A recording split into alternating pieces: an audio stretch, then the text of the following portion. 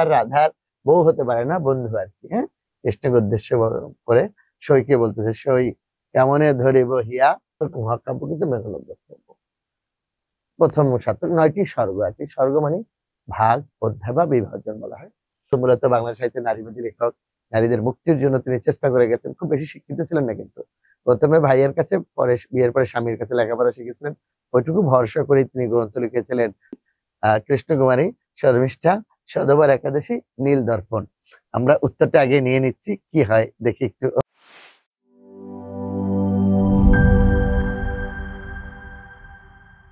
আসসালামু আলাইকুম। সুপ্রিয় যারা প্রাইমারিতে শিক্ষা হতে যাচ্ছেন, আপনাদেরকে বিদ্যাবাড়ির পক্ষ থেকে আমি এস আলম জানাচ্ছি অনেক অনেক প্রীতি ও শুভেচ্ছা। প্রাইমারি শিক্ষক যারা হবেন তাদের জন্য আজকে আমরা কয়েকটা গুরুত্বপূর্ণ প্রশ্নের সমাধান করব। খুবই গুরুত্বপূর্ণ বাংলা প্রশ্নের সমাধান, সাথে থাকবে ব্যাখ্যা এবং অনেক মজার মজার আলোচনা। আপনি আমাদের সাথে যুক্ত থাকুন, আশা করি ভালো লাগবে। আমি শুরুতেই বলেছিলাম বরাবরের মতোই আমি এস আলম আপনাদের সঙ্গে রয়েছি। আমরা প্রথম প্রশ্নে যাচ্ছি। দেখেন প্রশ্নগুলো, সবার আগে দেখেন প্রশ্নগুলো সাহিত্যেরই হবে। চর্যা গীতি রচনার সংখ্যাধিক্যের দ্বিতীয় স্থানের অধিকারীকে? অর্থাৎ বাংলা সাহিত্যের আদি নিদর্শন চর্যাপদ। আচ্ছা, ওই উত্তরটা বলিনি, তারপর আমরা ব্যাখ্যা দিই, তাই না? হরপ্রসাদ শাস্ত্রী। হরপ্রসাদ শাস্ত্রী কিভাবে হবেন? উনি তো চর্যাপদের আবিষ্কারক, উনি তো লেখেন নাই। বসুকোপা, জয়দেব, কান্নপা। আমি উত্তরটা আগে বলেই নি, তারপরে এখান থেকে। কান্নপা হলেন চর্যাপদের সর্বাধিক পদ রচনা করেছেন। তিনি মোট 13টি পদ রচনা করেছিলেন। এর মধ্যে একটা পদ পাওয়া যায়নি, 24 নং পদ। 24 নং পদটি পাওয়া যায়নি, তার মানে কান্নপা রচিত 12টি পদ পাওয়া গিয়েছে। জয়দেব উনি মূলত সংস্কৃত কবি, তিনি গীত গোবিন্দম লিখেছিলেন। হরপ্রসাদ শাস্ত্রী চর্যাপদের আবিষ্কারক। আর ভূসুকোপা।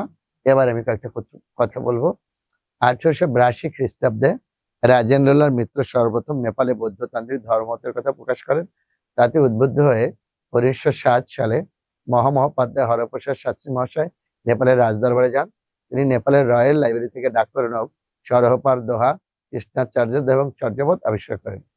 1882 খ্রিস্টাব্দে রাজেন্দ্রলাল মিত্র সর্বপ্রথম নেপালে বৌদ্ধতান্ত্রিক ধর্মমতের কথা প্রকাশ করেন। তাতে উদ্বুদ্ধ হয়ে 1907 সালে মহামহোপাধ্যায় হরপ্রসাদ শাস্ত্রী মহাশয় নেপাল যান।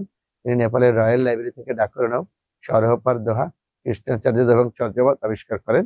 1916 সালে তিনি তার নিজের সম্পাদনায় গ্রন্থ চারখানা একত্রে বঙ্গীয় সাহিত্য পরিষদ হতে 1000 বছরের পুরানো বাংলা ভাষায় বুদ্ধ গান ও দোহা নামে প্রকাশ করেন। ঠিক আছে। আর এর মধ্যে চর্যাপদে 46.5টি পদ পাওয়া গেছিল। এটা নিয়ে আবার একটু বিতর্ক রয়েছে। কে বলেছেন? এখানে ডক্টর মোহাম্মদ শহীদুল্লাহ বলেছেন এখানে কবি ছিলেন 23 জন, পদ ছিল, অর্থাৎ পদ মানে কবিতা ছিল। এগুলো কিন্তু গান, আবার চর্যাপদ কিন্তু মনে রাখতে হবে গান, আমি কবিতা বলতেছি বোঝার সুবিধার জন্য। এখানে পদ আর কি, পদ বললে সবাই সুবিধা, কারণ এটা পদ পদকর্তাই বেশি ব্যবহার করেছেন। যদি আসে চর্যাপদ কিসের সংকলন? গানের সংকলন। সেক্ষেত্রে ডক্টর মোহাম্মদ শহীদুল্লাহ বলেছেন এখানে কবির সংখ্যা ছিলেন 23 এবং গান পদ ছিল 50টি। ডক্টর সুকুমার সেন বলেছেন এখানে 24 জন পদকর্তার 51টি পদ ছিল। এটা নিয়ে একটু বিতর্ক রয়েছে। প্রাপ্ত পদের সঙ্গে 46টি। সর্বাধিক পদ রচনা করেছেন কান্নপা, তিনি রচনা করেছিলেন 13টি, পাওয়া গেছে 12টি। দ্বিতীয় অবস্থানে ভূসুকোপা 8টি পদ রচনা করে ভূসুকোপা পদকর্তাগণের মধ্যে দ্বিতীয় অবস্থানে রয়েছে। পরের প্রশ্নে আসি আমরা। সই কেমনে ধরিব হিয়া আমার বধুয়া আন বাড়ি যায়। এখানে আমার 2বার হয়ে গেছে, এটা একটা কেটে দিলে হবে, প্রিন্টিং মিস্টেক আমাদের।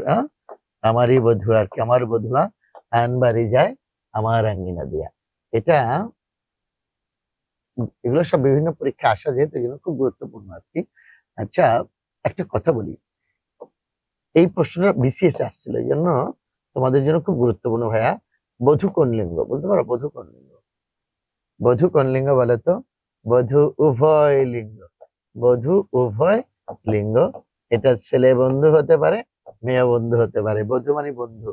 বধূ মানে কি? বধূ মানে বন্ধু। আর বধূ যখন চন্দ্রবিন্দু উঠে গিয়ে দীর্ঘকার হবে তখন স্ত্রী হবে। এই কথাটা রাধা বলছে। তাহলে কৃষ্ণ তো আর রাধার বউ হতে পারে না, বন্ধু আর কি। হ্যাঁ, কৃষ্ণকে উদ্দেশ্য করে সইকে বলতেছে, সই কেমনে ধরিব হিয়া আমার হৃদয় কি হবে আমি ধরে রাখবো আমার বন্ধু অন্য বাড়িতে যাচ্ছে, আমার উঠোন দিয়ে আঙ্গিনা দিয়ে। এটা কার পদ? ভারতচন্দ্র নয়। ভারতচন্দ্র কেন নয়? কারণ ভারতচন্দ্র হলেন মধ্যযুগের শেষ বড় কবি, অন্নদামঙ্গল কাব্যের কবি। এটা লুইপা নন। লুইপা হলো চর্যাপদের আদিকবি, বাংলা সাহিত্যের আদিকবি লুইপা। রামাই পণ্ডিত তিনি, যেটাকে আমরা অন্ধকার যুগ বলি, যেটা আসলে মূলত ছিল সুবর্ণ যুগের সূচনা, 150 বছর। ওই যুগের পণ্ডিত রামাই পণ্ডিত শূন্য পুরাণ লিখছে। আর এই পদটা রচয়িতা হলো চণ্ডীদাস। পরের লাইনগুলো খুব সুন্দর, বলবো?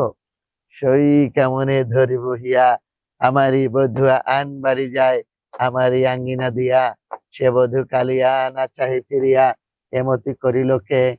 আহ, আমার অন্তর, এটা ভুলক্রমে উত্তর এটা হয়ে গেছে, এটা কিন্তু এটা হচ্ছে চণ্ডীদাস। সই কেমনে ধরিব হিয়া, আমারি বধুয়া আন বাড়ি যায়, আমারি আঙ্গিনা দিয়া, সে বধূ কালিয়া না চাহি ফিরিয়া, এমতি করিল কে। আমার অন্তর যে মতি করিছে, তেমতি হোক সে, যাহার লাগিয়া সব ত্যাগেনু লোক অপযশ কয়, সেই গুণ নিধি ছাড়িয়া প্রীতি আর জানি কার হয়। আপনা আপনি মন বোঝাইতে পরতীত নাহি হয়, পরের পরাণ হরণ করিলে কাহার পরাণে সয়। অসাধারণ, হ্যাঁ? কবি কঙ্কন কার উপাধি? আহ মুকুন্দরাম চক্রবর্তী, মালাধর বসু, রামপ্রসাদ সেন, মানিক দত্ত। মানিক দত্ত হলেন চণ্ডীমঙ্গল কাব্যের মধ্যযুগে যে মঙ্গল কাব্যগুলো রয়েছে, এর মধ্যে 3টা মঙ্গল কাব্য, মনসামঙ্গল, চণ্ডীমঙ্গল, অন্নদামঙ্গল, আর 2টা অপরধান। একটা হলো কালিকা মঙ্গল, আর একটা হলো কালিকা মঙ্গল একটা, আর একটা হলো ধর্মমঙ্গল, মনে রাখলে হবে। তো চণ্ডীমঙ্গলের কবি মুকুন্দরাম চক্রবর্তী, তার উপাধি হলো কবি কঙ্কন। মুকুন্দরাম চক্রবর্তী। মালাধর বসু, তার উপাধি হলো গুণরাজ খান। রামপ্রসাদ সেন, তিনি কালিকা মঙ্গল কাব্যের কবি, তিনি ছিলেন ভারতচন্দ্র রায় গুণাকরের সভাকবি।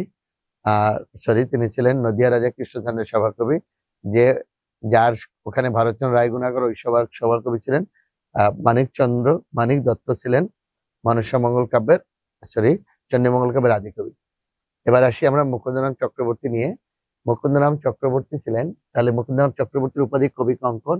কবি কঙ্কন মানে এটা হলো কবিদের কাকুন। আমি একটু বলবো, ব্যাকগ্রাউন্ডে যাব কে এই উপাধি দিয়েছিলেন। তাহলে মুকুন্দরাম চক্রবর্তীর উপাধি হলো কবি কঙ্কন। কবি কঙ্কন। মুকুন্দরাম চক্রবর্তী ছিলেন জমিদার বাঁকুড়া রায়ের পুত্র রঘুনাথ রায়ের গৃহশিক্ষক। মুকুন্দরাম চক্রবর্তী ছিলেন জমিদার বাঁকুড়া রায়ের পুত্র রঘুনাথ রায়ের গৃহশিক্ষক। বাঁকুড়া রায়ের মৃত্যুর পরে রঘুনাথ রায় রাজা হয়, তার উৎসাহেই মুকুন্দরাম চক্রবর্তী রচনা করেন চণ্ডীমঙ্গল কাব্য। চণ্ডীমঙ্গল কাব্য। এবং রঘুনাথ রায় তার পাণ্ডিত্যে, কবি প্রতিভায় মুগ্ধ হয়ে মূলত তাকে কবি কঙ্কন উপাধিতে ভূষিত করেন। কবি কঙ্কন কার উপাধি? এটা মুকুন্দরাম চক্রবর্তী। ঠিক আছে, আশা করি সকলেই বুঝতে পেরেছেন। Thank you very much. এই ভাগে আমরা ব্যাখ্যার মধ্যে যে প্রশ্ন উত্তর গুলো বলি, সবাইকে রিকোয়েস্ট করব তারা যেন এই ব্যাখ্যাগুলো একটু সব শুনে ফেলে। তাতে হবে কি, পরবর্তীতে আরো যদি এই রিলেটেড কোনো প্রশ্ন হয়, তাহলে প্রশ্ন গুলোর উত্তর দেওয়া সম্ভব হবে। মধুসূদন দত্তের মেঘনাদ দত্ত কাব্যের উৎস কি? আচ্ছা, প্রথম কথা হলো পৃথিবীর জাত মহাকাব্য 4টি, রামায়ণ, মহাভারত, ইলিয়াড, ওডিসি। আমরা উত্তরটাকে দেখে নিই। পৃথিবীর জাত মহাকাব্য 4টির আগে মনে রাখলেই হবে, রামায়ণ, মহাভারত, ইলিয়াড, ওডিসি। মধুসূদন দত্তর মেঘনাদ দত্ত কাব্য রামায়ণ, মহাভারত, ভাগবত, পুরাণ, কুমার সম্ভব। রামায়ণ উত্তরটা আমরা জেনে গেলাম। এবার আসি, এই রামায়ণের মূল রচয়িতা হলেন বাল্মীকি। রামায়ণের মূল রচয়িতা হলো বাল্মীকি। এই বানানটাও বিসিএস এ এসেছিল, প্রাইমারিতে যে কোনো একটা হলো প্রাথমিক সহকারী শিক্ষক পরীক্ষা এসেছিল। এটা মাঝখানে থ দিলেই ভালো, ঠিক আছে। আচ্ছা, তাহলে বাল্মীকি রামায়ণ লিখছেন। এখন একটু কথা বলবো, বাংলা সাহিত্যের প্রথম এবং একমাত্র সার্থক মহাকাব্য কিন্তু মেঘনাদ দত্ত। প্রথম সার্থক 9টি স্বর্গ আছে। স্বর্গ মানে ভাগ, অধ্যায় বা বিভাজন বলা হয়। মেঘনাদ দত্ত 9টি স্বর্গ। মাইকেল মধুসূদন দত্ত ছোটবেলায় তার মায়ের কোলে শুয়ে শুয়ে বাল্মীকি রামায়ণের অনুবাদ যিনি করেছিলেন কৃত্তিবাস ওঝা, তার মা সুর করে করে পড়তেন। এটা মাইকেলের শিশু মনে যথেষ্ট প্রভাব বিস্তার করেছিল। পরবর্তীতে তিনি এই মেঘনাদ দত্ত কাব্য লিখেছিলেন বাল্মীকি রামায়ণ বলে। কিন্তু মজার বিষয় হলো, তুমি যখন বাল্মীকি রামায়ণ পড়বে বা রামায়ণের বিষয়বস্তু দেখবে, এখানে রাম এবং লক্ষ্মণ হয়ে গেল নায়ক, রাবণ খলনায়ক। কিন্তু মেঘনাদ বধ কাব্যে দেখবে তুমি রাবণ হয়ে গেল নায়ক, রাবণ এবং লক্ষ্মণ হয়ে গেল খলনায়ক। সুতরাং আমি আশা করি এই তথ্যটা তোমাদেরকে বোঝাতে পেরেছি, ঠিক আছে? I hope I answer the question.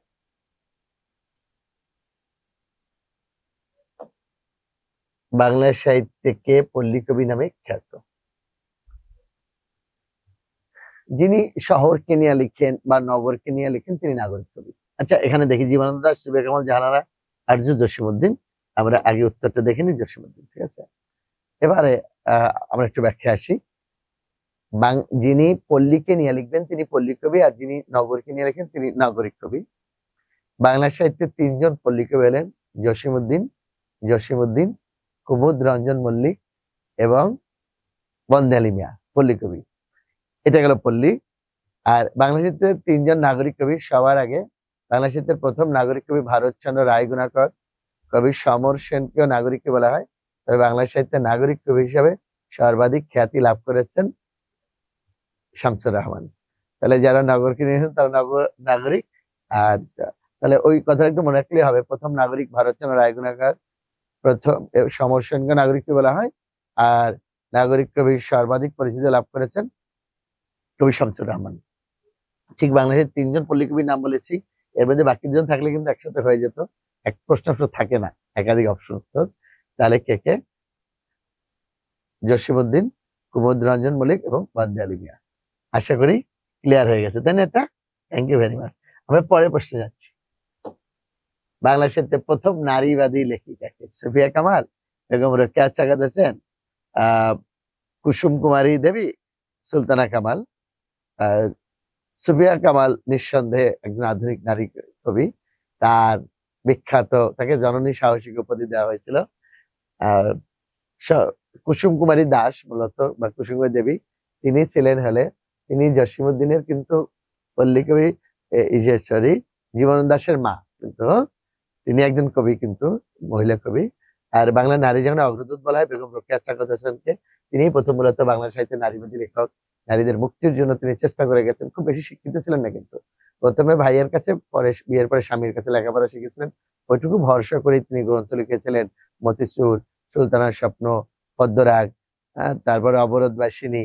এটা তিনি তার স্বামীর মৃত্যুর পরে তিনি সাখাওয়াত মেমোরিয়াল ট্রাস্ট গঠন করে বাড়ি বাড়ি ঘুরে মেয়েদেরকে জড়ো করে তারপর তাদেরকে শিক্ষা দিলেন, এবং পরবর্তীতে সেটা নারী তীর্থ বিদ্যালয়ে এবং পরে ব্যাপকভাবে। এই যে তার যে অবদান, সেটাই হলো বাংলা সাহিত্য প্রথম নারীবাদী লেখিকা। আর আরেকটা কথা বলি, রোকেয়া সাখাওয়াতের জন্ম কিন্তু রংপুর জেলার পায়রাবন্দ গ্রামে 1880, আর 9 ডিসেম্বরকে রোকেয়া দিবসে পালন করা হয়। পরে তার বিয়ে হয়েছিল তখনকার ম্যাজিস্ট্রেট কলকাতার ভাগলপুরের সাখাওয়াত। পদ্মরাগ কোন ধরনের রচনা? গল্প, প্রবন্ধ, কাব্যগ্রন্থ, উপন্যাস। পদ্মরাগ কোন ধরনের রচনা? গল্প, প্রবন্ধ, কাব্যগ্রন্থ, উপন্যাস। বলো। পদ্মরাগ বেগম রোকেয়া সাখাওয়াত হোসেন উপন্যাস, আর কোনো কথা নেই। এটা খুব ব্যাখ্যার তেমন কিছু নাই, এটুকু পড়লেই হবে। পদ্মরাগ, ওনার গ্রন্থগুলো কি? মতিচুর, সুলতানার স্বপ্ন, তারপর অবরোধবাসিনী। মতিচুর হলো প্রবন্ধ, পদ্মরাগ উপন্যাস, সুলতানার স্বপ্ন কল্পকাহিনী, আর অবরোধবাসিনী তার গল্প। সনেট শব্দটি কোন ভাষা থেকে এসেছে? জার্মানি, ইংরেজি, ইতালিয়ান, ফার্সি। আগে একটু আমি উত্তরটা আগে নিয়ে নিই, এরপর আমি একটু ব্যাখ্যায় যাবো, সুবিধা হবে না? ইতালিয়ান। এবার একটু আলোচনা করি। ইতালিয়ান শব্দ সনেটো থেকে, সনেট কথাটির উৎপত্তি, যার অর্থ মৃদুধ্বনি। ইতালিয়ান শব্দ সনেটো থেকে সনেট কথাটির উৎপত্তি, যার অর্থ মৃদুধ্বনি। ইতালিয়ান কবি পেত্রার্কে বলা হয় সনেটের জনক। তিনি প্রথম 14শ শতাব্দীতে ইতালিয়ান ভাষায় সনেট লিখেছিলেন। ইংরেজিতে সনেট লিখেছিলেন উইলিয়াম শেক্সপিয়র, এরপরে মিল্টন, রাসেটি, ওয়ার্ডসওয়ার্থ প্রমুখ বিখ্যাত কবি। 8 এবং 6, 14 লাইনের বিশেষ বাণীবদ্ধ কবিতাকে বলা হয় সনেট। এর প্রথম 8 লাইনকে বলা হয় অষ্টক, পরের 6 লাইনকে বলা হয় শতক। অষ্টকে থাকে ভাবের প্রবর্তনা, শতকে থাকে ভাবের সমাপ্তি। কখনো কখনো অষ্টক এবং শতকে পরস্পর বিরোধী বক্তব্য প্রকাশিত হতে পারে, তবে অষ্টক এবং শতক মিলে একটি অখণ্ড ভাব কল্পনা প্রকাশিত হবে। বাংলা ভাষায় প্রথম সনেট লিখেছিলেন মাইকেল মধুসূদন দত্ত। তার 102টি সনেট নিয়ে প্রকাশিত গ্রন্থের নাম চতুর্দশপদী কবিতা বলি। তাহলে আমরা কয়েকটা জিনিস শিখলাম। সনেট ইতালিয়ান, আর ইতালিয়ান কবি পেত্রারকে বলা হয় সনেটের জনক। ইতালিয়ান পেত্রারকে বলা হয় সনেটের জনক। বাংলা ভাষায় প্রথম সনেট লিখেছেন মাইকেল, আর ইংরেজিতে প্রথম সনেট লিখেছেন উইলিয়াম শেক্সপিয়ার। উইলিয়াম শেক্সপিয়ার, ঠিক আছে। তাহলে এইটুকু সনেট নিয়ে প্রথম অষ্টক, অনেকে সাইলেন্টকে ষষ্ঠক বলা হয়, কিন্তু ওটা শতক হবে, ঠিক আছে। তাহলে সনেট নিয়ে এইটুকু পড়লেই হবে ইনশাল্লাহ। আমরা পরের প্রশ্ন আসছি। আচ্ছা, বাংলা সাহিত্যে প্রথম সার্থক ট্র্যাজেডি নাটক কোনটি? আচ্ছা, আমি তার আগে একটু উত্তরটাকে নিয়ে নিই। এখানে আছে কৃষ্ণকুমারী, শর্মিষ্ঠা, সধবার একাদশী, নীল দর্পণ। বাংলা সাহিত্যে প্রথম সার্থক ট্র্যাজেডি কোনটি? কৃষ্ণকুমারী, শর্মিষ্ঠা, সধবার একাদশী, নীল দর্পণ। আমরা উত্তরটা আগে নিয়ে নিচ্ছি, কি হয় দেখি একটু। কৃষ্ণকুমারী। আর এখন আমি কয়েকটা কথা বলবো। নাটকে 5টা অঙ্ক থাকে। 5টা অঙ্ক মানে কি? ভাগ, বিভাজন। এর থেকে যখন কম হয়ে যায় তখন হয় নাটিকা, আর একটা অঙ্ক যখন থাকে এটা একাঙ্কিকা। এই যখন গান গেয়ে হয়, শুধু গান গেয়ে পরিচয় চলার পথে, তখন গীতি নাটক। পল্লী কবি জসীমউদ্দীনের দুটি বিখ্যাত গীতি নাটক মধুমালা ও বেদের মেয়ে। এই নাটক যখন নেচে নেচে হয় তখন নৃত্য নাটক, আর কবিতায় কবিতা হলে কাব্য নাটক। এই নাটকে যখন করুণ পরিণতি হয়, নাটকের পরিণতি করুণ রসাত্মক, তখন ট্র্যাজেডি। আর হাসি ঠাট্টার মাধ্যমে নায়ক নায়িকাদের মিলন দেখানোর উদ্দেশ্য হলো কমেডি। এই নাটকে যখন সমাজের অসঙ্গতিপূর্ণ দিকগুলো তুলে ধরায় তখন সেটা হয় প্রহসন। এখন মাইকেল, বাংলা সাহিত্যের প্রথম সার্থক নাটক মাইকেল মধুসূদন দত্ত শর্মিষ্ঠা। এটা মূলত 1800, একটু আমি নিয়ে নিচ্ছি কলমটা, এটা 1859 প্রথম সার্থক নাটক। কিন্তু এর আগে নাটক হয়েছে। তারাচরণ শিকদার ভদ্রার্জন লিখেছেন 1852, যোগেশ চন্দ্র গুপ্ত কীর্তি উল্লাস লিখেছেন 1852। 1854 সালে রামনারায়ণ তর্করত্ন লিখেছেন কুলিনকুল শর্মিষ্ঠা। কৃষ্ণকুমারী, এটা বাংলা সাহিত্যের প্রথম সার্থক ট্র্যাজেডি মাইকেল মধুসূদন দত্ত। মাইকেলের যদি নাটকগুলো একবার একটু মনে রাখি, তুমি খালি মনে রাখলে হবে। কিশোরী, কিশোরী, সুপমা। আমি একবার বলে দিই তাহলে বুঝতে। কৃতে কৃষ্ণকুমারী, সতে শর্মিষ্ঠা, শর্মিষ্ঠা, রীতে রিজিয়া, সুতে সুভদ্রা, পথে পদ্মাবতী, মাতে মায়াকানন। কিশোরী, সুপমা, কি? কৃষ্ণকুমারী, কৃষ্ণকুমারী, শর্মিষ্ঠা, রিজিয়া, সুভদ্রা, পদ্মাবতী, মায়াকানন। কৃষ্ণকুমারী, শর্মিষ্ঠা, রিজিয়া, সুভদ্রা, পদ্মাবতী, মায়াকানন, কিশোরী, সুপমা। এটা হলো মাইকেলের নাটকগুলো আর কি, ট্র্যাজেডি এবং নাটক মিলে আর কি। এর মধ্যে কৃষ্ণকুমারী তার ট্র্যাজেডি, এটি বাংলা সাহিত্যের প্রথম সার্থক ট্র্যাজেডি। সধবার একাদশী। আচ্ছা, নীল দর্পণ একটা আসি, এটা দীনবন্ধু মিত্রের বিখ্যাত নাটক নীল দর্পণ। এই নাটককে বলা হয় বাংলা দার্শনিক নাটক। এই নাটকটাই Michael Madhusudan Dutta a native, N A T I V E, a native ছদ্মনামে ইংরেজিতে অনুবাদ করেন, ঠিক আছে। এ নেটিভ ছদ্মনামে। আর সধবার একাদশী, সধবার একাদশী এটি হলো দীনবন্ধু মিত্রের প্রহসন। সধবার একাদশী, বিয়ে পাগলা বুড়ো, জামাই বাড়ি। কি বলছি? সধবার একাদশী, সধবার একাদশী, বিয়ে পাগলা বুড়ো, জামাই বাড়ি, এগুলো তার প্রহসন, ঠিক আছে। নজরুল ইসলামের বিদ্রোহী কবিতাটি কত সালে প্রকাশিত হয়? 1926, 1921, 1922, 1925। কাজী নজরুল ইসলামের বিদ্রোহী কবিতাটি কত সালে প্রকাশিত হয়? 1922 সালের 6 জানুয়ারি শুক্রবার। 1922 সালের 6 জানুয়ারি শুক্রবার সাপ্তাহিক বিজলি পত্রিকায় বিদ্রোহী কবিতাটি প্রকাশিত হয়। এই কবিতাটি প্রকাশিত হওয়ার পরে কাজী নজরুল ইসলাম চলে গিয়েছিলেন রবীন্দ্রনাথ ঠাকুরের কাছে, পত্রিকাটা সহ। গুরুদেব, গুরুদেব। ঠাকুর বাড়ি, জমিদার বাড়ি খুবই সবসময় গম্ভীর, নীরব থাকে প্রকৃতি। সেখানে এই গম্ভীরতা ভেঙে মধ্য দুপুরে রবীন্দ্রনাথ বারান্দায় এসে বললেন, এত হয়েছে করছে কেন? কি হয়েছে বলো? বললেন, তোমাকে আজকে বধ করবো, মানে হত্যা করবো। কি এমন জিনিস নিয়েছো যেটা দিয়ে আমাকে বধ করবা? উপরে আসো। দেখো, একজন কবি তো কবির মর্ম আসলে বুঝেন। রবীন্দ্রনাথ আস্তে হেলিয়ে পড়ে শুনতেছেন, আর নজরুল পুরো কবিতাটা শুরু থেকে শেষ পর্যন্ত আবৃত্তি করে গেলেন, বলো বীর বলো উন্নতম অবশ্যই। পুরো কবিতাটা শোনার পর রবীন্দ্রনাথ বললেন, আমাকে বধ করিবার জন্য উপযুক্ত অস্ত্রই বটে। পরবর্তীতে অগ্নিবীণা এই বিদ্রোহী কবিতাটি অগ্নিবীণা কাব্যের স্থান পায়, কিন্তু দ্বিতীয় কবিতা মনে রাখলেই হবে, এটা যে কোনো জায়গায় যে কোনো প্রশ্ন আসবে। এমনকি প্রশ্ন এসেছিল অগ্নিবীণা কাব্যের প্রথম কবিতা। তাহলে অগ্নিবীণা কাব্যের প্রথম কবিতা প্রলয় উল্লাস, তোরা সব জয়ধ্বনি কর, তোরা সব জয়ধ্বনি কর, ওই নতুনের কেতনারে কাল বৈশাখী ঝড়। এবং অগ্নিবীণা কাব্যের দ্বিতীয় কবিতা হলো নির্জনতম কবি বলে পরিচিত কে? বিষ্ণুদেব, বুদ্ধদেব বসু, জীবনানন্দ দাশ, অমিয় চক্রবর্তী। বাংলা সাহিত্যে 5 জন কবিকে পঞ্চপাণ্ডব বলা হয়: জীবনানন্দ দাশ, বুদ্ধদেব বসু, অমিয় চক্রবর্তী, বিষ্ণুদেব ও সুধীর দত্ত। বাংলা সাহিত্যে 5 জন কবিকে পঞ্চপাণ্ডব বলা হয়। পঞ্চপাণ্ডব মানে কি? কুরুক্ষেত্রের যুদ্ধে পাণ্ডুর 5 পুত্র যারা জয়ী হয়েছিলেন এদেরকে পাণ্ডব বলা হয়: ভীম, অর্জুন, যুধিষ্ঠির, নকুল, সহদেব। বাংলা সাহিত্যে 5 জন কবি পঞ্চপাণ্ডব। এদের মধ্যে জীবনানন্দ দাশ অন্যতম শ্রেষ্ঠ কবি। তাকে বলা হয় তিমির হননের কবি, নির্জনতার কবি, ধূসরতার কবি, প্রকৃতির কবি। কারণ উনি প্রকৃতির কাছাকাছি থাকতে পছন্দ করতেন। বিপন্ন মানবতার নীলকণ্ঠ কবি। কতগুলো উপাধি। জীবন দাসকে বলা হয় কি? রূপসী বাংলার কবি, তিমির হননের কবি, নির্জনতার কবি, ধূসরতার কবি, রূপসী বাংলার কবি বলেছি, এবং বিপন্ন মানবতার নীলকণ্ঠ কবি। তো যে কথাটা বলছিলাম, জীবন দাস প্রকৃতির কাছাকাছি থাকতে পছন্দ করতেন, একটু নির্জন, জনসংখ্য এড়িয়ে চলতেন এবং একটু নিরিবিলি থাকতে পছন্দ করতেন। কলেজে চাকরি ছেড়ে দিয়েছিলেন, তার স্ত্রী লাবণ্য দাস এটাকে ভালোভাবে নেননি। ট্রাম দুর্ঘটনায় মারাত্মক রকমের তিনি আহত হলেন। বাংলা সাহিত্যের শ্রেষ্ঠ কবিদের মধ্যে কিন্তু অন্যতম তিনি।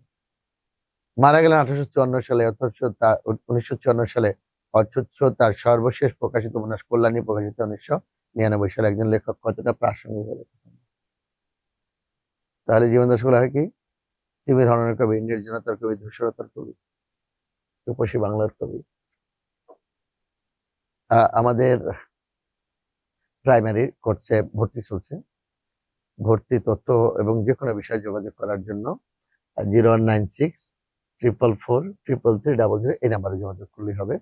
আমাদের বিদ্যাবাড়িতে প্রাইমারি কোর্সে ভর্তি চলছে এবং এদেশের উন্নত মানের নোট, অত্যাধুনিক ক্লাসরুম, শীট এবং দেশরা শিক্ষকগণের সমন্বয়ে বিদ্যাবাড়ি উন্নত সার্ভিস। যে কোনো বিষয়ে ভর্তি তথ্য যোগাযোগের জন্য সবাইকে রিকোয়েস্ট করবো 019644433300 এই নাম্বার যোগাযোগ। সবাই ভালো থাকবে, সুস্থ থাকবে, নিরাপদ থাকবে। আবারও কোনো ভিডিওতে আবারও দেখা হবে। বিদ্যাবাড়ির সঙ্গে থাকো। আল্লাহ হাফেজ।